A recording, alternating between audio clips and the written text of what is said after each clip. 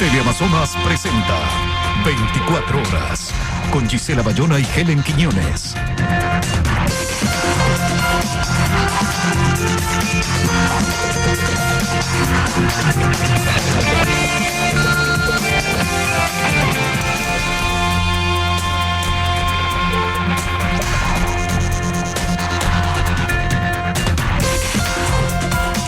Muy buenos días, gracias por acompañarnos. Iniciamos el noticiero de la comunidad con una toma en vivo de la iglesia de San Blas, localizada en la entrada del centro histórico de Quito, entre las calles Caldas y Los Ríos. Este templo es una muestra más de la historia artística y religiosa quiteña, una zona preciosa de nuestra linda capital. Helen, buenos días. ¿Qué tal, Gigi, amigos televidentes? Y bastante visitada. La iglesia se levantó junto a una parroquia con muros de tapia y techo de paja en 1571 y su obra terminó a principios del siglo XVII. Su diseño estuvo a cargo del arquitecto Jorge Guzmán y el maestro Fermín Taipe. Se les considera una de las más antiguas estructuras de la capital. De esta manera y con esta información le damos la bienvenida a la segunda emisión del noticiero de la comunidad.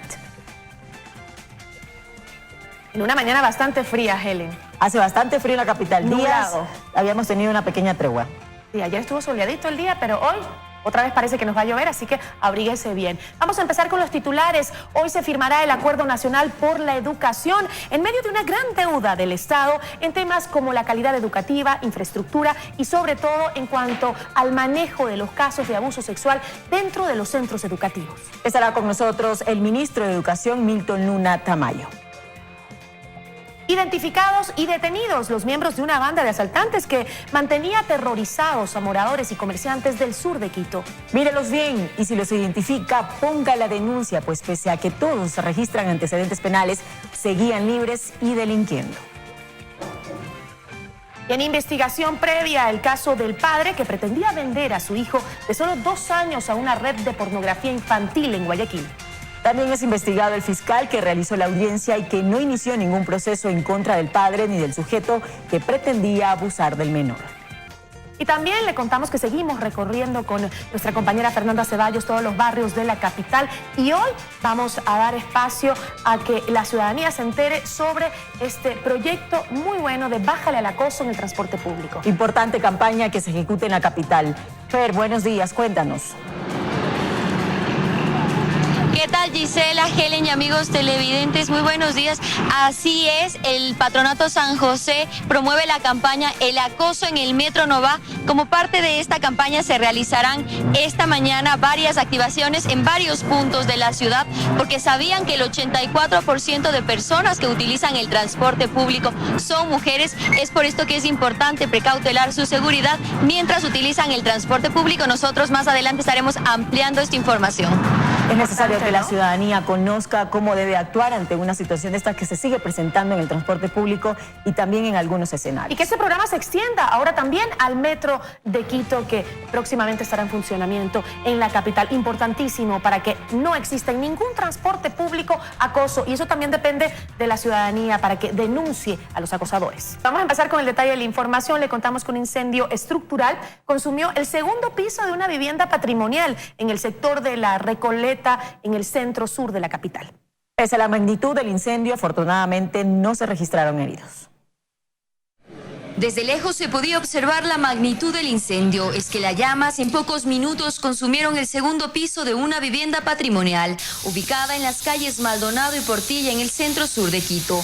Desde el segundo piso, entonces fue algo insólito ver eso, cómo se quemaba la casa. El flagelo se registró a las 6 de la mañana de este martes. En el lugar habitaban alrededor de 20 ciudadanos de nacionalidad venezolana, que según relatan los vecinos, salieron por las ventanas el momento del siniestro. A las 6 de la mañana escuché unos gritos de una chica que gritaba que se quema, se quema. En ese momento llamé al 911. En menos de una hora, 34 efectivos del Cuerpo de Bomberos de la capital sofocaron las llamas y realizaron tareas de remoción de escombros. Una vez que es extinguido, podemos tener contacto con 2 niños que estaban en la parte externa, pero fueron atendidos y no tuvieron mayor complicación los niños. Sin embargo, debido al tipo de material de la construcción, como techos de madera y entablados, se generó gran cantidad de humo. Al momento se desconoce las causas del siniestro, que no dejó personas heridas ni fallecidas. Fernanda Ceballos, 24 horas. El vehículo de un funcionario de la Universidad de Guayaquil explotó ayer por la tarde en los parqueaderos de la Facultad de Educación Física durante el primer día de clases del nuevo año lectivo. La Fiscalía y la Policía investigan si se trataba de un atentado. Escenas que parecen de película. Para quienes estaban cerca, momentos de terror.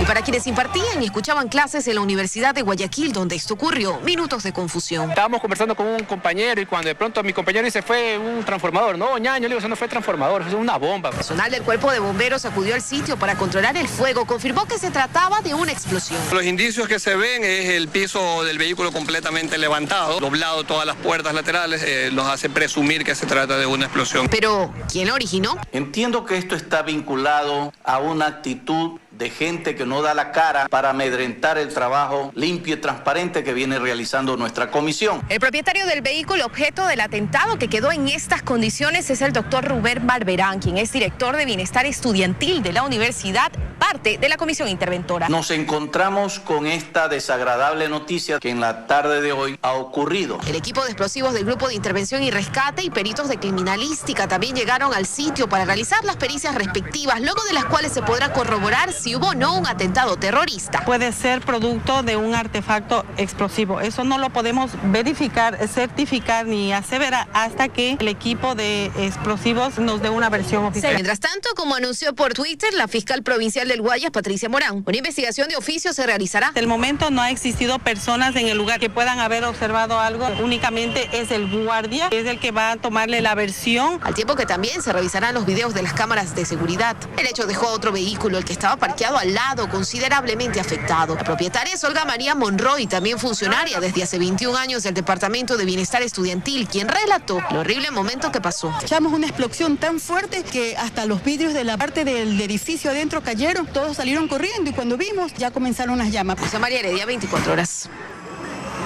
Una organización delictiva que asaltaba tiendas y gasolineras en el sur de Quito fue desarticulada por la Policía Nacional. Durante 2 meses, los uniformados realizaron una intensa investigación y lograron la captura de 7 antisociales. Todos ellos se registran antecedentes penales. En este video se ve claramente cómo estos 3 sujetos que se movilizan en esta motocicleta asaltan a esta tienda. Los delincuentes no les importa que hay niños y algunos compradores en el negocio. En medio de su arma apartan a un menor y cometen su fechoría. El hecho ocurrió el pasado 4 de mayo en el sector sur de Quito. En este video registrado el pasado 15 de marzo, estos 3 hombres a bordo de esta motocicleta completamente armados llegan hasta esta gasolinera ubicada en el sur de la capital. Uno se baja, golpea y somete a uno de los despachadores, mientras los otros 2 se percatan de que no llegue nadie. Este otro hecho ocurrió en una tienda ubicada en el sector del Blanqueado, también en el sur de Quito. Un vecino del barrio que tiene una tienda fue interceptado por un hombre armado. El dueño de la tienda, con el temor que le dispare a su esposa, lo enfrenta y luego intenta huir, pero el delincuente dispara. Favorablemente, las víctimas salen ilesas. Según la Policía Nacional, estos delincuentes que operaban a bordo de esta motocicleta son las mismas personas y tenían en zozobra al sur de la capital, pero la madrugada de este martes fueron detenidos. Es así que el sábado 4 de mayo nosotros, en concordancia con la Fiscalía, realizando la persecución de las personas que se dedicaban a esto, pudimos realizar la detención de 4 personas. La operación policial denominada Avalancha 225 dio como resultado la aprehensión de 4 personas en delito flagrante y la madrugada del martes, luego de 7 allanamientos, la detención de 3 restantes más, dando un resultado de 7 integrantes de este grupo delictivo organizado. Tenemos municiones, tenemos nosotros también cascos en el lugar y sobre todo es muy importante, se recobró las evidencias de la vestimenta con la que ellos se encontraban utilizando los días de los acontecimientos. La policía encontró una gran cantidad de evidencias que servirá para demostrar la relación existente entre el delito que se investiga y la participación individual de cada uno de estos delincuentes. Nosotros estamos hablando que es una banda que no solo operaba en el norte de la capital, también se movilizaban a los sectores de Santo Domingo y Puerto del Carmen. Helen Quiñones, 24 horas. Hay que denunciarlos, ¿no? Si los identifica, a ver si podemos poner las caras nuevamente de estos delincuentes que pasaban por todas las tiendas del sur de Quito robando sin importarles que estaban niños alrededor, los empujaban, los hacían a un lado, se ponían a disparar. Ahí está, miren ustedes, ese es el delincuente que entra con el arma y que dispara contra el dueño de la tienda. Se mete por ahí, por la caja, ¿no? Conformaba una organización delictiva completamente estructurada, organizada, mejor dicho, sobre todo que realizaban el estudio de estos diferentes locales comerciales y luego cometían sus fechorías. Estudiaban la hora precisa, el lugar y cuándo deberían realizarlo. Y en esta imagen, por ejemplo, hace unos segunditos ahí podíamos ver cómo lo hacen en presencia incluso de niños. ¿Y cómo disparan? Ahí está la cara del otro, del segundo delincuente, para que lo identifique, lo denuncie, porque no es posible. Tenían un montón de denuncias, de detenciones y simplemente seguían en la calle haciendo de las suyas, ¿no? No permitamos que esto suceda. A la fiscalía, por favor, atender esas denuncias. Si la gente se acerca, hacer los trámites más ágiles. No es posible que tengamos que perder más de un día para poner una denuncia y que al mes o a los 15 días nos llamen a decir a ver cómo es que era su denuncia.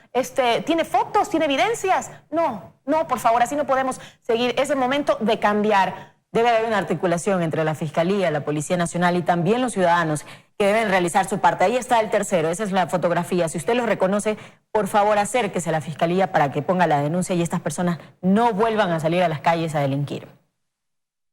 Impactante, ¿no? Bueno, les contamos también que más de 20 detenciones registra uno de los 7 detenidos por la Policía Nacional que intentaban asaltar un almacén de electrodomésticos en el sur de Quito. La policía cree que es necesario reformar las leyes y la articulación de acciones entre instituciones para evitar que estos delincuentes vuelvan a las calles. Personal de la Policía Nacional frustró un intento de robo a un local comercial en el centro norte de Quito. Según el coronel Víctor Arauz, comandante de esta entidad en el distrito, la operación dejó 7 detenidos. Propietarios del almacén ya se encontraban maniatados, ingresados en el interior de los baños. El guardia fue también agredido, tenía algunos golpes contusos en su cabeza. El local era un almacén de venta de electrodomésticos de alta gama. Cuando llegó la policía, los delincuentes ya habían sometido a los trabajadores, les tenían atados de pies y manos. La mercadería estaba lista para ser llevada en camionetas. Hay un forcejeo, obviamente, pues producto del nerviosismo en el cual se produce todos estos eventos. Una de las armas es una repetidora, existe otro armamento. También intentaban llevarse $3,000 en efectivo. Según los uniformados, los antisociales tienen antecedentes penales. 7 detenidos, todos estos detenidos tienen detenciones, uno de ellos incluso 20 detenciones que pertenecía a la banda de El Perdomo. La Policía Nacional cree que es necesario y urgente la reforma a las leyes para evitar que estas personas queden libres y vuelvan a delinquir. De pronto nos lleva a nosotros a tratar de tener un trabajo de alguna manera integral, coordinado, en este caso con Fiscalía, con la Judicatura, justamente para evitar este tipo de situaciones. Según el reporte de la Policía Nacional, de enero a mayo de 2018 en Quito se registraron 437 robos a unidades comerciales. De lo que va de 2019, en el mismo periodo la cifra sube a 485 robos. El tema de robo a personas seguimos todavía con un indicador en rojo, pero que en el progresivo de semana a semana estamos al descenso. Y esto es producto del trabajo que se ha realizado.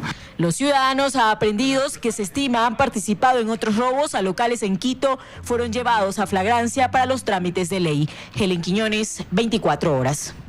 7 de la mañana, 47 minutos. Una banda delictiva dedicada al asalto de taxistas, ejecutivos e informales fue desarticulada anoche. La policía logró capturar a 4 de los delincuentes precisamente mientras cometían el robo. Este taxista es la última víctima de la banda. 10 de la noche, 4 individuos tomaron una carrera desde Carcelén hasta el Comité del Pueblo y sometieron al taxista, pero no se percataron que la policía le seguía sigilosamente. Que uno de ellos me alzó la mano y yo pensé que era carrera, entonces me detuve. Y para los otros 2 parece que han estado escondidos en esa calle que es media oscura. Lo que decían es con palabras obscenas que métele atrás, decía, métele, alza la cajuela y métele atrás. No sé cuáles serían las intenciones de ellos, para mí que era robarse el carro.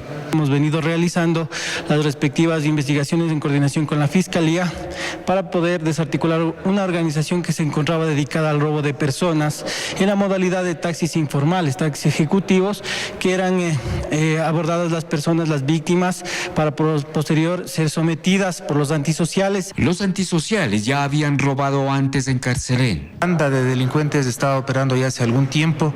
Nosotros, luego de haber procesado la información recibida en las diferentes denuncias hechas por la ciudadanía, pues empezamos mediante una investigación previa a seguir el rastro a esta banda que el día de hoy en una acción flagrante pues fue intervenida y desarticulada. Esta banda estaba causando miedo y zozobra desde algunos meses en el norte de Quito, pero les llegó la hora. Las 10 de la noche fue su hora final. Están en manos de la justicia. Nelson Carrera, 24 horas. Y quedaron en libertad los 21 policías involucrados en el ingreso de una falsa ambulancia a la penitenciaría de Guayaquil con mujeres, armas, licor y electrodomésticos. Los uniformados recibieron medidas sustitutivas. La ambulancia falsa ingresó el 2 de enero del presente año. Las grabaciones de la regional muestran cómo del vehículo bajaron armas, botellas de licor, televisores plasmas y 2 mujeres. La ambulancia pasó por los 3 filtros. Tras conocerse la irregularidad, el 18 de febrero, mediante un operativo se detuvo a 26 personas, entre guías, personal civil y 21 policías. Siempre los mandos medios son los que salen afectados, pero esto recuerde que esto viene por orden superior. ¿Quién dio el salvoconducto? A los 26 detenidos se los procesó por el delito de asociación ilícita y les dictaron a un inicio prisión preventiva. Luego de 2 meses, los 21 uniformados quedaron en libertad. Un juez de lo penal les dio medidas sustitutivas. Así lo confirma el fiscal Walter Romero, que investiga el caso. El dueño de las medidas cautelares es el juez. Si no cumplen las medidas, será revocada y tendrán una orden de detención. No sabían pues que efectivamente esta ambulancia iba cargada de objetos prohibidos de ingresar al lugar. Por ende, no denunciaron el hecho. Los 21 policías se reintegraron a sus trabajos. Los oficiales aún han sido declarados inocentes. Los están investigando por el delito que se sigue. Deben presentarse ante la autoridad a rendir versiones. Además de los elementos del orden, un civil también quedó libre. Cumplía sus funciones en el data center. Monitoreaba las cámaras. Su abogado menciona que él fue despedido del trabajo mientras cumplía la prisión preventiva. Como eran por contratos de servicios ocasionales, terminaron su gestión. Estar privado de la libertad siendo inocente es un daño irreparable. Como el delito de asociación ilícita tiene una pena menor de 5 años, a los procesados les dictaron las medidas sustitutivas. Durante el tiempo que se investiga el sonado caso de la ambulancia falsa, las 2 mujeres que se bajaron de la unidad e ingresaron a la regional de Guayaquil, hasta la fecha no han podido ser identificadas. Paul Tutibén, 24 horas. Continuamos haciendo seguimiento al aterrador tema, amigos, del bebé que pretendía ser comercializado por su padre por $40 para pornografía infantil en redes sociales.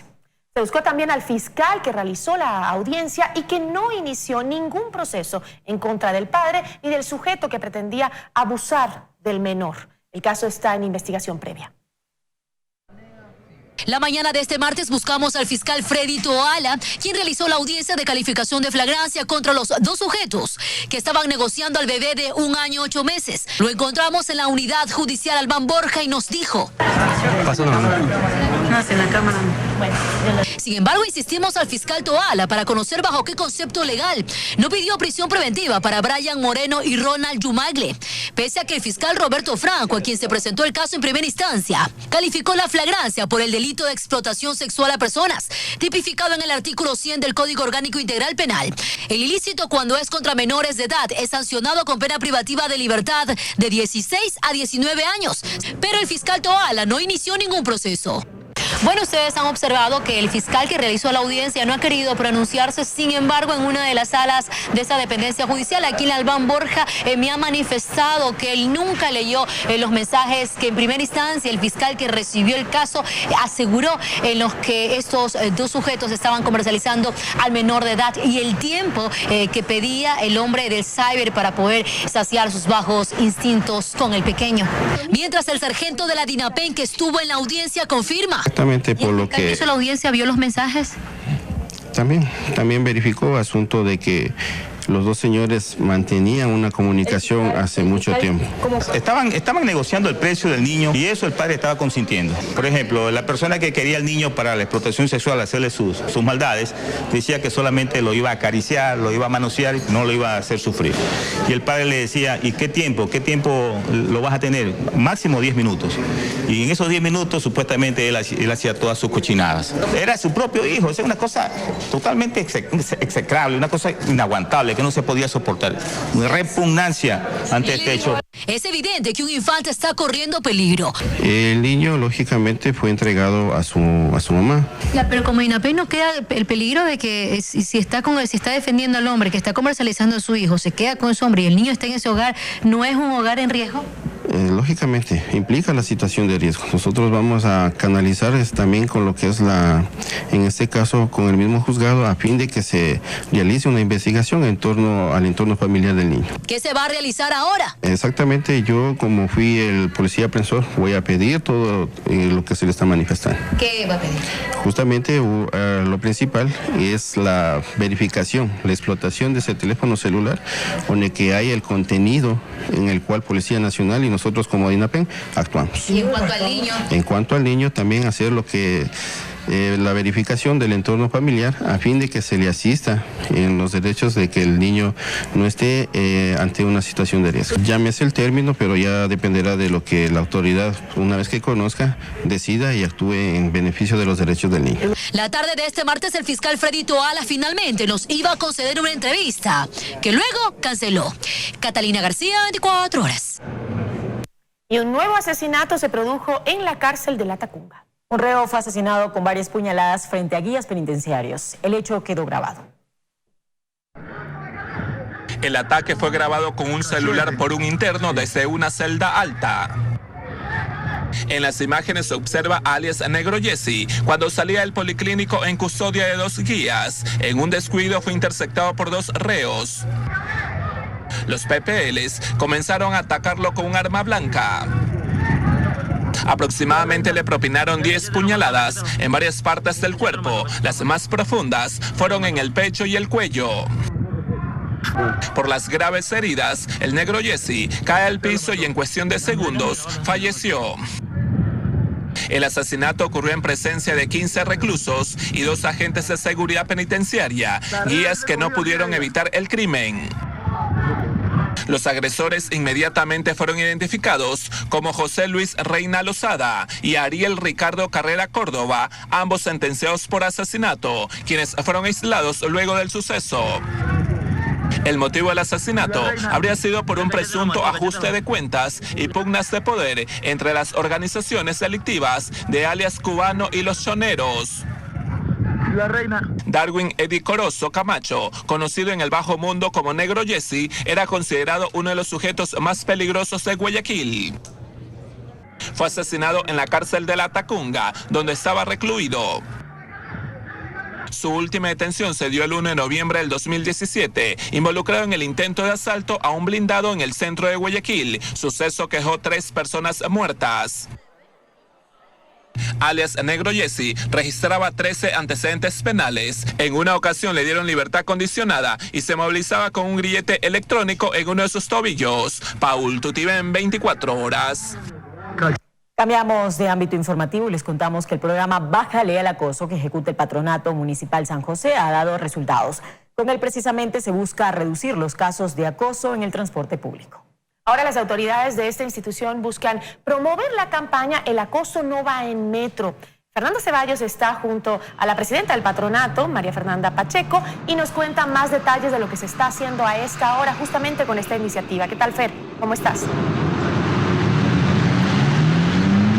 Muchas gracias, compañeros y amigos televidentes. Así es, el acoso en Metro no va es el nombre de la campaña que se une a Bájale al acoso para que desde el día cero que empiece a funcionar el Metro de Quito no haya acosos y así precautelar la seguridad de las mujeres que utilizan el transporte público y desde diciembre también el Metro de la capital, porque sabían que según un estudio del Banco Mundial, el 84% de mujeres en Quito utilizan el transporte público. Para Para contarnos más sobre esta campaña está con nosotros María Fernanda Pacheco, presidenta del Patronato San José. Hoy estarán realizando una activación en 6 puntos. ¿En qué consiste? Claro que sí, esta activación es la última etapa de un proceso que llevamos realizando con el Banco Mundial durante 2 años, en la cual buscamos que el Metro de Quito nazca como un espacio libre de acoso. No solo contará con la estrategia Bájale el acoso para reportar, con campañas educomunicacionales como esta, justamente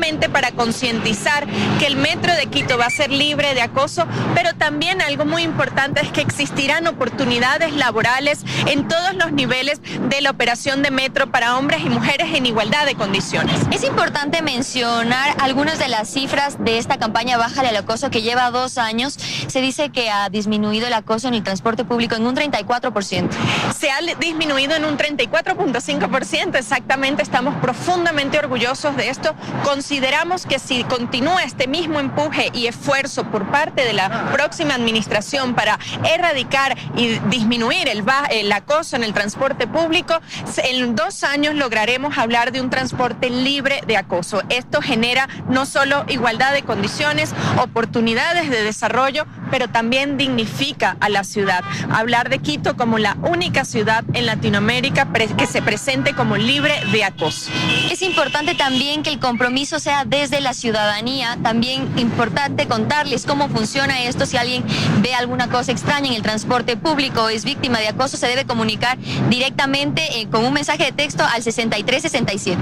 Es un mensaje de texto gratuito al 6367 con la palabra acoso. En ese momento se activa una alarma dentro de la unidad de transporte, que también se activará dentro de los trenes de Metro de Quito, lo que permitirá que se active todo el protocolo de atención. Recordemos que al día de hoy contamos con 23 personas que están cumpliendo sentencia en prisión justamente por haber incurrido en una situación de acoso. Perfecto, muchísimas gracias. Y escuchamos, es importante que todos seamos parte de esta campaña para bajar el acoso en el transporte público, y desde diciembre también en el metro. Estas 23 personas que tienen una sentencia condenatoria deberán pasar en prisión de 1 a 9 años. Es la información que se genera en este momento aquí. Regresamos con ustedes, estudios. Muy buenos días. Buenos días para ti, Fer, y qué bueno que estemos trasladando esta campaña, y no solo en el transporte público normal, sino también al metro, que pronto estaremos ya inaugurando en la capital, ¿no? Que el metro también esté libre de acoso.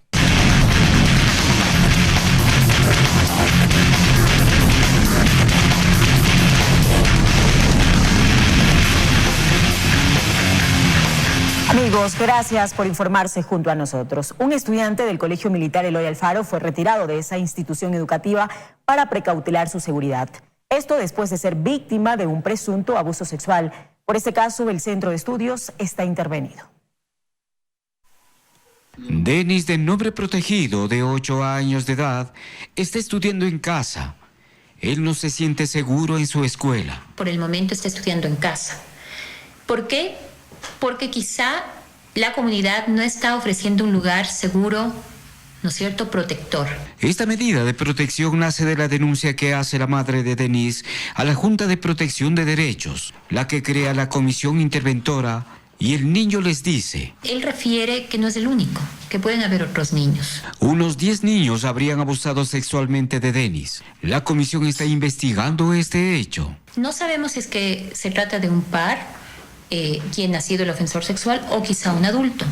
Los resultados de la investigación sobre violencia que se hace en ESMIL son preocupantes. Nosotros como Grupo Rescate Escolar ya hemos entregado ese informe y los índices de violencia son altos, quizá de un 40-42% de índices de violencia en general. Recuerda que hay varias denuncias en contra de la institución educativa, como la niña que se cortó el cabello. Me dijo que si quería recibir clases que venga con peluca. El caso de Denis fue denunciado en 2017 y ha permanecido dormido. Las autoridades no han cumplido los protocolos, las rutas y protocolos de atención.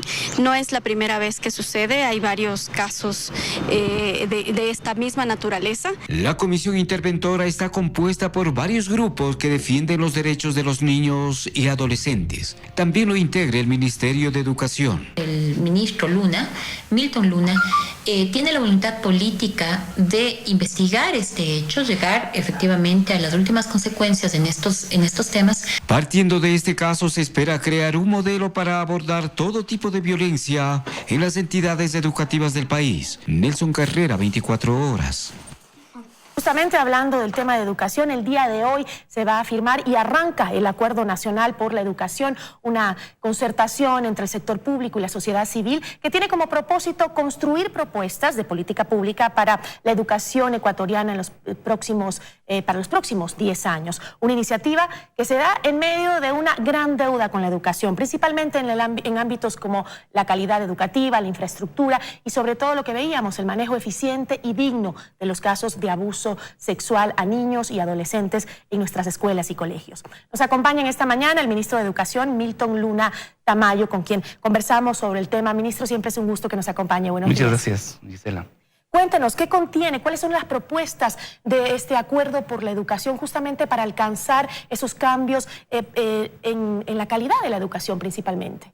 El concepto básico es que podamos entender los ecuatorianos que solos no podemos emprender en cambios importantes en cualquier aspecto, pero particularmente en educación.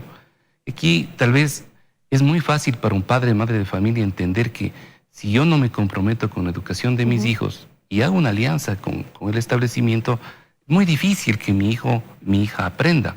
Entonces, más o menos el mismo concepto es el que estamos manejando para decir en grande, si todos no nos comprometemos, si no dejamos de pensar que solo el Ministerio de Educación es el gran actor, porque eso lamentablemente se nos metió mucho en la cabeza la última década, el avanzar y decir Ministerio de Educación, padres de familia, profesores, estudiantes, gobiernos locales, medios de comunicación, en fin, hagamos una alianza y veamos cada cual en nuestro andarivel, con nuestro rol, y propongámonos metas específicas y concretas para cambiar la educación a cortísimo plazo, a corto, mediano y largo plazo.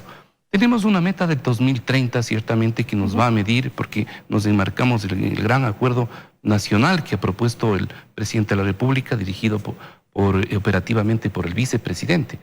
Pero yo en educación quiero desafiarles un poquito más a los actores. Les digo, pensemos también en el 2050. Por una serie de consideraciones estratégicas para el país, porque un niño que en este momento acceda a la educación preescolar saldrá de doctor en el 2048-2050. Entonces, ¿qué escenario debe iluminarnos para unas reflexiones de cambio el día de hoy? No es el hoy solamente, es el 2050 en realidad cuando esa persona vaya ya a enfrentarse con ese mundo. Y aquí hay una constatación dramática. Muchas de las cosas, no solo aquí en Ecuador, sino en gran parte del mundo que se aprenden el día de hoy, son absolutamente inútiles hoy y peor serán inútiles el 2050. Entonces, tener esa perspectiva, obviamente estratégica, pero al mismo tiempo de cubrir algunas necesidades de hoy. Por ejemplo, lo que usted acaba de señalar, el tema de la violencia. Pero el tema de la violencia en las escuelas no solo es en las escuelas, es en el conjunto de la sociedad y esto está atravesado por problemas múltiples, entre ellos de la cultura.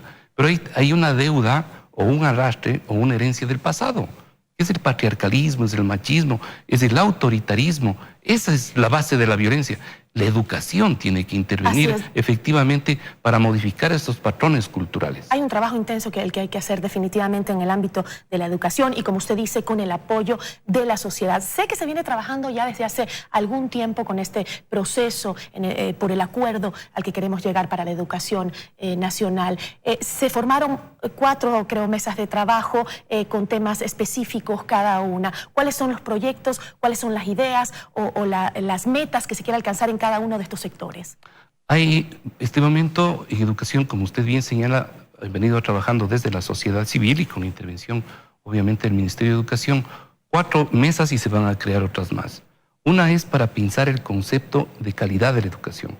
¿Qué queremos, qué estamos concibiendo como calidad? Porque por calidad hay desde los que miran desde la perspectiva empresarial o desde la empresa o desde las máquinas, y otro es el desarrollo integral del ser humano.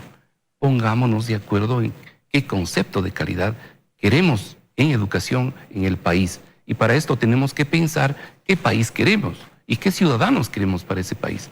Esta es una mesa importantísima que atraviesa temas filosóficos, conceptuales y básicamente un entendimiento básico de la realidad.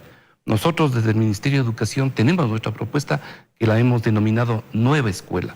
¿Qué es esta nueva escuela? Es esa escuela que no se mira hacia sí misma, que plantea una propuesta de interrelación con la comunidad, una escuela que se relaciona, que establece conexiones con el entorno, que se nutre con el entorno y crece de esa manera.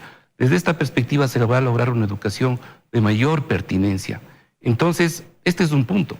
El otro, empleabilidad, educación técnica.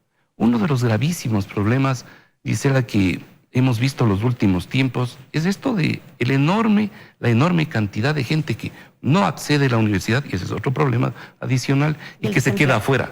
Los famosos ninis, ¿no? Son alrededor de 500,000, 600,000 personas entre 18 y 24 años que ni estudia ni trabaja. Es decir, no tiene acceso a los centros universitarios, pero tampoco tiene acceso al empleo. ¿Qué hacemos con eso? Una de las maneras es fortalecer la educación técnica en el país, dar mayores opciones, y esto pasa indudablemente por replantear todo el tema del bachillerato, que fue lamentablemente un gran fracaso de la política educativa en el gobierno anterior.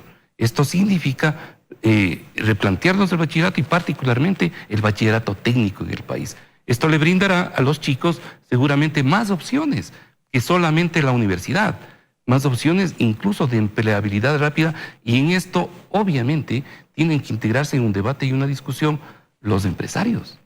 Y también los gobiernos locales, pero, pensando en el desarrollo local. Yo creo que es importante también que todo esto de lo que estamos hablando pueda ser medible, ¿no? Así que sean es. metas que se logren medir. ¿Cuánto tiempo tenemos para ese cambio? ¿Cuándo lograremos que ese cambio sea tangible, que lo podamos sentir?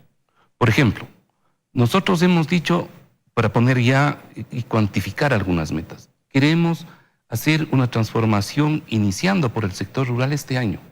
1,000 escuelas queremos reabrir en las zonas rurales del país. Ahí está una meta concreta y un desafío, es un desafío inmenso. Pero esto hemos dicho, esto como Ministerio de Educación no lo vamos a generar solos. Básicamente está la intervención de la propia comunidad. Si la comunidad no interviene, esto no puede desarrollarse. Pero usted baja la realidad y no solo es la comunidad. Tienen que intervenir los gobiernos locales. Y esto es replantear el modelo de gestión en el país. A los gobiernos locales se les sacó de su responsabilidad en educación. Estuvieron fuera, están fuera todavía. Pero no solo es el tema de que se involucren con el cambio, sino también el presupuesto. Pongan ¿De dónde recursos, sacamos el dinero para justamente ese trabajo, para esas escuelas que queremos invertir? Por ejemplo, muchos nos han dicho, bueno, ¿cuánta plata usted tiene para esto? Hemos hecho unos reajustes internos, tenemos $70 millones, que puede ser insuficiente en determinado momento. Pero el momento en que existe la participación de la comunidad, el momento en que los gobiernos locales ponen sus recursos, que puede ser en nuevas aulas o determinado tipo de situaciones de infraestructura importantes, mejores caminos para que lleguen los niños, material sanitario, mejores baños, en fin, no sé, canchas, flores en las escuelas. Esto va a significar una inversión importante que se acumula a lo que ya tenemos. Pero además de esto, necesitamos capacitación a los profesores, necesitamos internet, necesitamos una serie de situaciones, de condiciones básicas para llevar la mejor educación al sector rural, a los más pobres. Y esto solamente usted lo consigue con una alianza. Así es. Entonces, 1,000 escuelas, por ejemplo, eso ya es una medida concreta. Estas son metas que queremos anunciarlas, y este es un impulso que ha dado el vicepresidente, dice, en 45 días demos los primeros resultados de metas tangibles. Entonces, el gran esfuerzo de las diferentes mesas será construir estas metas. Le he dado un ejemplo. esto. No quiero que se me queden temas que son importantes también. Por ejemplo, hemos hablado de la calidad de la educación. ¿Qué pasa de la infraestructura también, de la inversión en infraestructura que hay que hacer? ¿Qué pasa, por ejemplo, con lo que sucede en Guayaquil, que es netamente administrativo, con los cupos, por ejemplo, que hay tanta desorganización? Volvemos a ver esas colas enormes de padres esperando en las calles, que hasta ahora, ya ha empezado el año lectivo, siguen pugnando por un cambio de escuela, por un cupo.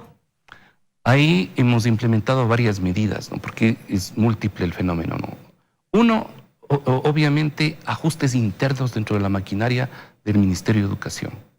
Estamos pidiendo informes y auditorías tanto de la parte de la plataforma informática cuanto del operativo y de la parte administrativa. Van a haber ajustes porque lo mismo no puede sucedernos en el régimen Sierra, para nada. Lo otro, también requerimos de un cambio cultural de los padres de familia, porque mucho de esa acumulación fue que muchos padres de familia dejaron para el último, ¿sí?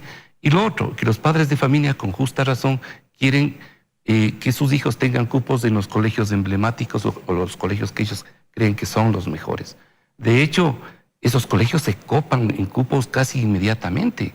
Entonces, el padre de familia debe confiar que hay un esfuerzo del sistema educativo de que otras instituciones que también están en su sector le brindan buena educación y que no disputemos solamente irnos a esas instituciones educativas que lamentablemente están copadas. Ministro, un tema más que no quiero que se me quede es el tema del manejo de los casos de abuso sexual a nuestros niños y adolescentes en las instituciones educativas. Es algo que se viene dando desde hace mucho tiempo, que venía con avisos reiterativos desde el 2013 incluso, y que las autoridades de ese entonces nunca hicieron caso y dejaron pasar. Hoy nos estalla como una bomba y parece que no sabemos cómo enfrentarlo. Seguimos con el mismo tema de que las autoridades pretenden ocultar los casos de abuso sexual. ¿Cómo los estamos manejando y cómo se ha ubicado este manejo dentro de esta agenda de trabajo? Primero, con absoluta transparencia y seguimiento a los casos donde se dan. Otro, continuamos con la línea de tolerancia cero a este tipo de situaciones porque son situaciones gravísimas y dramáticas. Es decir, inmediatamente pasa a establecerse todos los protocolos para proteger a esos niños dentro de los establecimientos educativos y, en el caso necesario, judicializar inmediatamente esta situación y hacer el seguimiento respectivo con Fiscalía. Y lo otro, medidas preventivas. ¿No? Los directores de las escuelas y colegios que siguen insistiendo en el tema de no, por el nombre, quedémonos callados, no hagamos el procedimiento adecuado que se debe hacer con el manejo de estos casos. Y ahí precisamente la idea es, efectivamente, con todo el peso que la administración y la ley lo permite, efectivamente dar paso a la protección inmediata de esos niños y de esas niñas. Y lo siguiente, todo lo que significa prevención. Y en prevención estamos justamente levantando una línea de política con alianzas. Este no solo es un tema del Ministerio, es un tema del Ministerio del Interior, es un tema de las juntas de protección de los municipios, es un tema en general de la propia sociedad civil y de los padres de familia.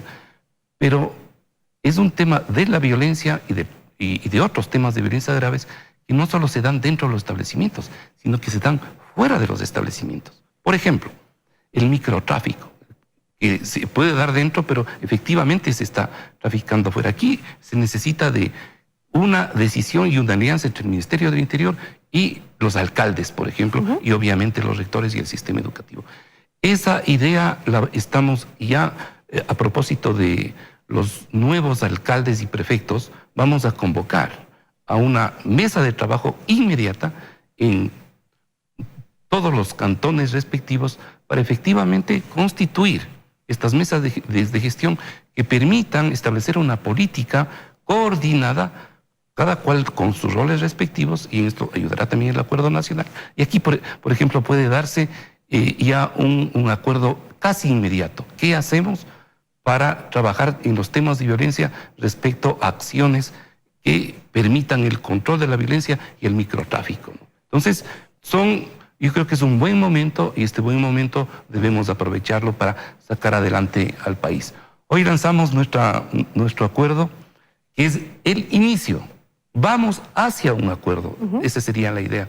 Y efectivamente vamos a cumplir con el país, no solo desde el Ministerio de Educación, sino todos los acordantes, todos los que estemos en la mesa, reitero, corto, mediano y largo plazo. Esperamos que así sea, ministro. Le agradecemos mucho por informarnos sobre el tema y también desde los medios de comunicación comprometerse a dar seguimiento a que estas metas se cumplan, ¿no? Que no queden simplemente en un acuerdo en el papel, sino que se cumplan y que nosotros podamos llevar a nuestros hijos a escuelas de calidad y sobre todo donde estén seguros, donde no tengamos miedo de dejar a nuestros hijos por temor a que algo les pueda pasar, a que sean abusados sexualmente o que sean atormentados, como han pasado tantos casos, en Lampetra recuerdo, casos horrorosos que nos han impactado a la sociedad entera. Ministro, le agradezco y estaremos siguiendo el tema muy de cerca, los medios de comunicación de este acuerdo por la educación nacional. El ministro de Educación, Milton Luna, estuvo con nosotros.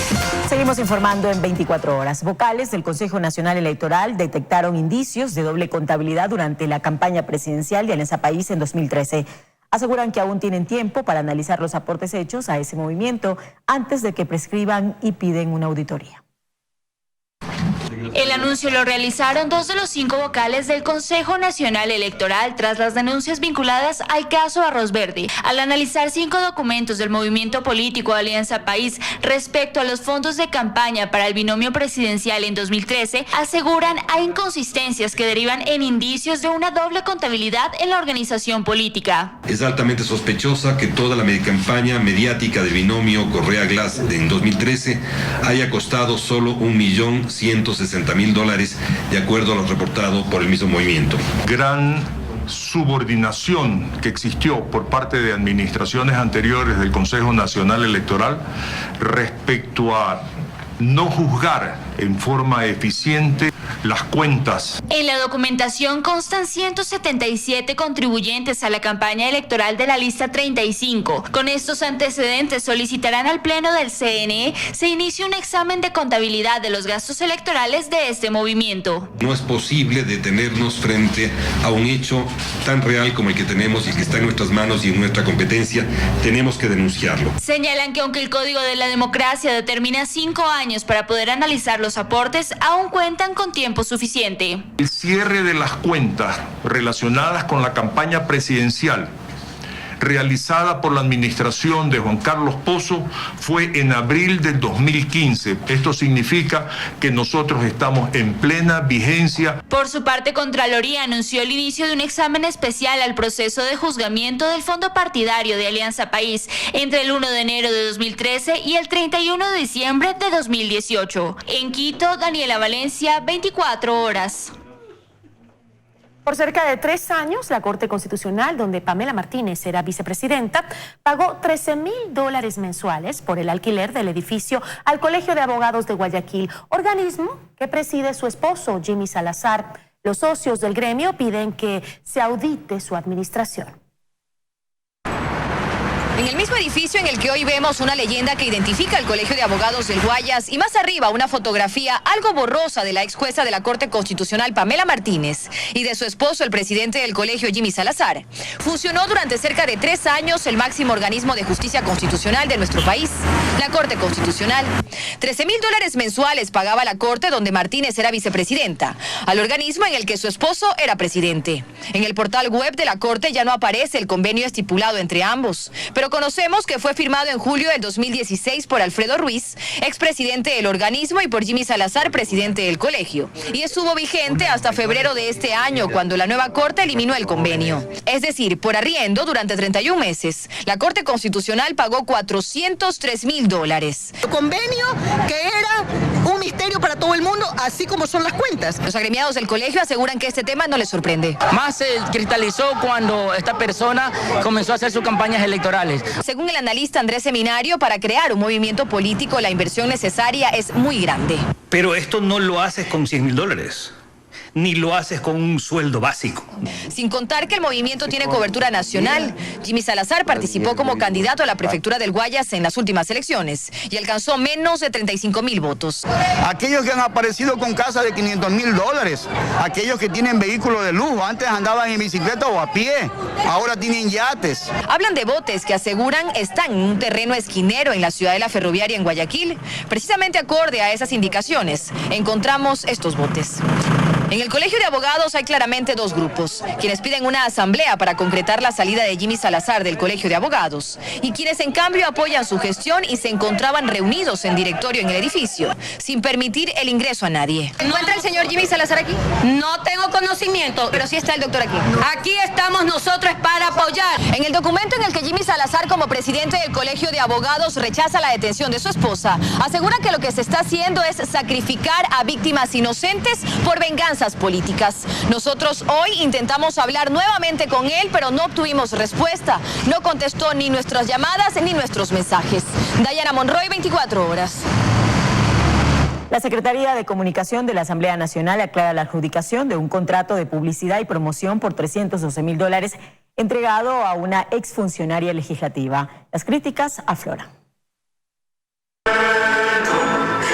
A una semana del cambio de autoridades en la Asamblea Nacional se conoce de un contrato bajo el régimen especial y firmado el 23 de abril para que se realice material comunicacional para socializar e informar sobre el trabajo de los parlamentarios. Esto por un monto de $312,500. Según este documento, se justifica la contratación de la empresa porque los medios legislativos no cuentan con la tecnología de cine digital para la producción de videos comunicacionales profesionales. No cuentan con todo el aparataje técnico. Yo no cuento en la Secretaría de Comunicación con actores profesionales, no cuento, por ejemplo, con equipos técnicos para grabar en ciertos, ¿cómo le llaman ellos?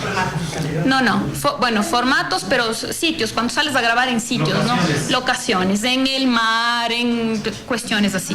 Es por eso que el contrato se adjudicó a la empresa Estratégica Comunicaciones. En el documento consta el nombre de Jenny Silva Tapia. Silva fue funcionaria de la Asamblea desde julio a diciembre de 2018 y se desempeñó como asesora 2 en el despacho de Elizabeth Cabezas. La secretaria de Comunicación dice que no hay conflicto de intereses. En efecto, fue funcionaria pública el otro año.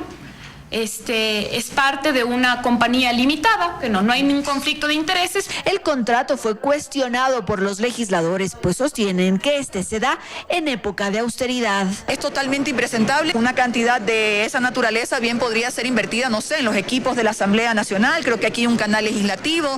Yo creo que moralmente es reprochable. Y luego, pues hoy que se ha conocido esto en el último día, yo creo que tienen que dar explicaciones. Yo creo que esto debió haberlo hecho la siguiente administración. No se olvide que los asambleístas en este momento tenemos problemas muy serios. No tenemos ni siquiera tinta para las impresoras. Este no es el único contrato por publicidad que se ha firmado en el periodo de Cabezas. En noviembre del año pasado se adjudicó un contrato y entre los dos sumarían más de $500,000 en publicidad para levantar la imagen del Parlamento. En Quito, Andrea Samaniego, 24 horas. Seguimos informando en 24 horas. Esta madrugada, el presidente de la República, Lenín Moreno, junto a varios ministros de Estado, recorrieron varias calles del centro histórico de Quito para evidenciar la realidad que viven adultos mayores en estado de vulneración y condición de calle. El primer mandatario conversó con algunos de ellos y les ofreció ayuda dentro de la misión Mis Mejores Años, que forma parte del plan Toda una Vida. Las autoridades indicaron que solo en Quito existen cerca de 600 personas en condición de calle. Años debe recorrer todo el país. Vamos a intensificar completamente el trabajo. El objetivo, uno solo, que no quede una persona viejecita en estado de indefensión sin ser atendida, tanto en su bono variable, de acuerdo a la necesidad, para discapacidad, por ejemplo, en una canasta mínima básica que nos va a proporcionar el Ministerio de Agricultura, atención preferencial, como debe ser, de acuerdo a la ley, en todas las instancias gubernamentales, y casitas de acogida. En este momento tenemos 14 casas de acogimiento, vamos a abrir 7 más. Entonces, este trabajo implica una red de protección social en la ciudad que sea capaz de brindar servicios, porque en estas condiciones las personas de calle no todos están dispuestos al internamiento. Ahora les contamos que la calle Venezuela en el centro de Quito se sumó al proceso de peatonización desde ayer. El tramo que está en esta ocasión avanza desde la calle Bolívar hasta la calle Mejía. Esta medida busca brindar más espacio a los ciclistas y peatones y además reducir los niveles de contaminación y ruido en la zona. Pero también genera mucha preocupación entre los moradores y los comerciantes debido a que la peatonización se ha establecido por horas de restricción a los vehículos y pues esto le genera que el comercio disminuya en la zona. Esta restricción en la calle Venezuela va desde las 6:30 de la mañana hasta 8:30 de la noche, de lunes a sábado, y los días domingos desde 6:30 de la mañana hasta 7:30 de la noche. El ciclopaseo, el paseo dominical que nosotros lo ejecutamos los días domingos, no sufre ningún tipo de alteración y más bien se lo puede realizar sobre la avenida, sobre la calle Venezuela. Estamos articulando equipos de trabajo, nosotros queremos hacer un trabajo integral a la par del control de la movilidad, también que se realice el control a la seguridad en ciertos puntos específicos y poder brindar esa garantía a los ciudadanos, a los transeúntes, a las personas que van a transitar a pie en ese lugar para que puedan realizarlo de la mejor manera. Y ahora le contamos en otros temas que el Ballet Nacional del Ecuador presenta la obra Alicia en el País de las Maravillas este jueves en la Casa de la Música. Nuestra compañera Fernanda Ceballos, junto al elenco, está a esta hora para mostrarnos un pequeño fragmento de lo que podrán disfrutar quienes asistan a este espectáculo. Hola, Fer. Muchas gracias, Gigi, Helen y amigos televidentes. Así es, aquí en el Ballet Nacional se ultiman los detalles para la presentación de Alicia en el País de las Maravillas, que se presentará mañana en la Casa de la Música. Pero esta vez veremos una Alicia mucho más empoderada. Incluso en este momento vemos cómo reta a la reina a un duelo de baile. Y para contarnos precisamente más sobre esta obra está con nosotros el coordinador del elenco. ¿Qué es lo que estamos observando en este momento? Bueno, estamos viendo la escena en la que la reina le reta a un duelo de baile, ya que descubre que Anita, quien hace el papel de Alicia, mintió. Y para no cortarle la cabeza, o para cortarle la cabeza si pierde, dice, vamos, te reto a este baile. En este momento empieza la reina con sus pasos y a mostrar lo que ella sabe de baile. ¿Por qué esta vez queremos mostrar a una Alicia mucho más empoderada, salirnos un poco del cuento tradicional? Bueno, como este es el elenco contemporáneo, nos hemos enmarcado en este entorno de todo lo que es la danza contemporánea. Más presente con el público, más interactiva con los niños, con los adultos. Y sí, la danza que ella está haciendo en este momento es contemporánea con una mezcla de urbano. Y esto naturalmente con lo que nosotros manejamos seguro le va al público a encantar. Perfecto, son 8 artistas que se vienen preparando desde hace varios meses para esta obra. Y bueno, será mañana en la Casa de la Música. ¿Cuántas personas? ¿Hay espacio para cuántas personas? En la Casa de la Música hay un espacio para 1000 personas. Esperamos que esté lleno toda esta sala importante de nuestra ciudad. Van a ver a todos los personajes, al sombrerero, a la liebre, al gato, al conejo, a Alicia, por supuesto, a la reina y a los gemelos. Nos hace falta la oruga, pero mañana lo van a ver a la oruga Absolute. Perfecto, muchísimas gracias. Aquí vemos todos bailando. Yo estaba intentando por aquí un poco de los pasos que hacen, pero realmente están difíciles. Pero también estoy aquí con uno de los personajes más queridos de este cuento, que es el sombrerero. Cuéntame, ¿por qué no se deben perder la obra mañana? Porque vamos a estar en el País de las Maravillas. Y estamos invitando a toda la familia a venir a disfrutar de Alicia en el País de las Maravillas. ¡Ay! ¡Uy! Siento la música. Y además vamos a tener una hermosa merienda para los té. Perfecto, ya escuchamos por qué no se pueden perder. Pero ¿qué te parece si nosotros aquí nos quedamos un poco bailando? Pero enséñame los pasos más fáciles de los que podemos aprender. Yo me quedo por aquí bailando, aprendiendo con el sombrerero un poco de sus pasos y todo, pero regresamos con ustedes de estudios con mucha más información. Lo hace igualito, tranquila, Fer. Si está igualito, usted puede... Sí, hasta más bonito te sale, ¿verdad? Sí. Te sale más bonito que el sombrerero, no te preocupes. Bueno, esta vez que le den un papel en la obra a Fernanda. Yo ya me había ganado todos. Usted ya se los había ganado, sabe. sí. Ya. Usted con el baile se los gana a todos.